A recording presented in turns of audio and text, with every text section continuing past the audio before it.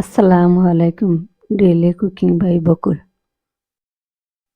কাছের এবং দূরের যে যেখান থেকে দেখছেন সবাইকে আমার নতুন রেসিপি দেখার আমন্ত্রণ জানাচ্ছি।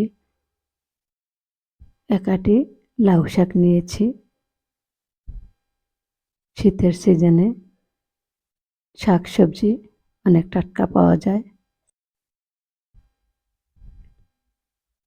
খেতেও ভালো লাগে। কচি লাউ পাতাগুলা ডাঁটা সহ নিব। এভাবে আঁশ ছাড়িয়ে নিচ্ছি।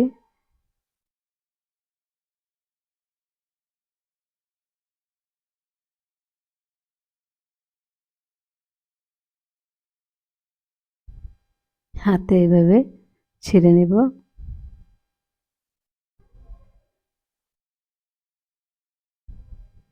ছোট ছোট করে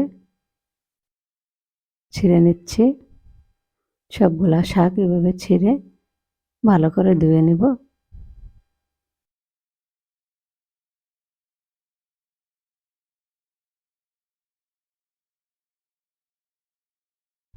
লাউ শাকের ডাঁটা, কিছু আলু একসাথে সিদ্ধ দিয়েছি।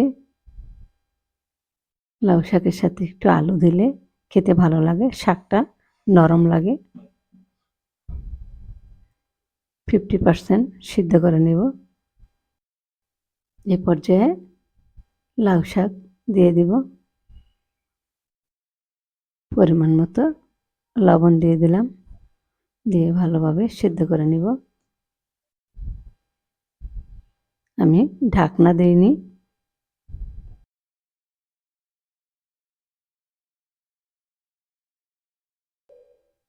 ঢাকনা না দিলে শাকের কালারটা সবুজ থাকে। পানিটা এইভাবে মাঝখানে শুকিয়ে নিয়েছি।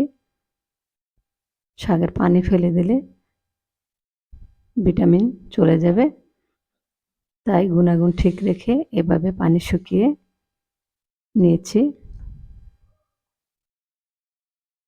লাউ শাক ভাজি করার জন্য পরিমাণ মতো তেল দিয়ে দিলাম। দিয়ে দিলাম কিছু রসুন কুচি, কিছু পেঁয়াজ কুচি দিয়ে ভেজে নেব।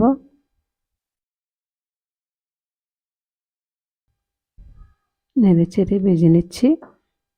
পেঁয়াজ রসুনের কাঁচা গন্ধটা যেন না আসে, কিছুক্ষণ ভেজে নেব। হালকা আলু দিয়ে লাউ শাক এভাবে ভাজি করলে খেতে খুবই ভালো লাগে।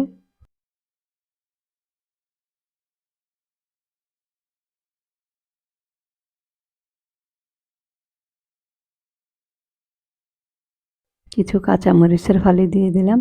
জালটা আপনাদের পছন্দ মতো দিতে পারেন। এখন সিদ্ধ করা লাউ শাক দিয়ে দিলাম।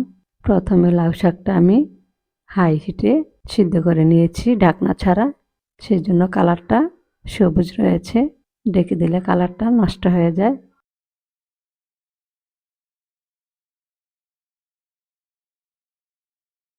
পারফেক্ট কালার থাকে না। এখন হালকা আছে ভেজে নিচ্ছে।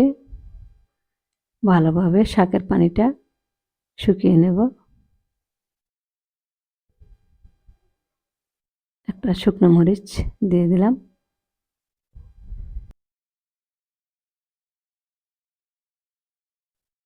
শাক ভাজি হয়ে গেছে।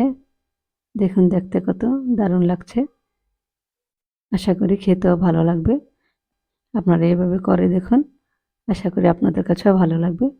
ভিডিওটি ভালো লাগলে সাবস্ক্রাইব, লাইক, শেয়ার করতে ভুলবেন না। যারা করেছেন তাদের অসংখ্য ধন্যবাদ। আগামী দিন নতুন রেসিপি নিয়ে হাজির হব। আজ এ পর্যন্তই। আল্লাহ হাফেজ।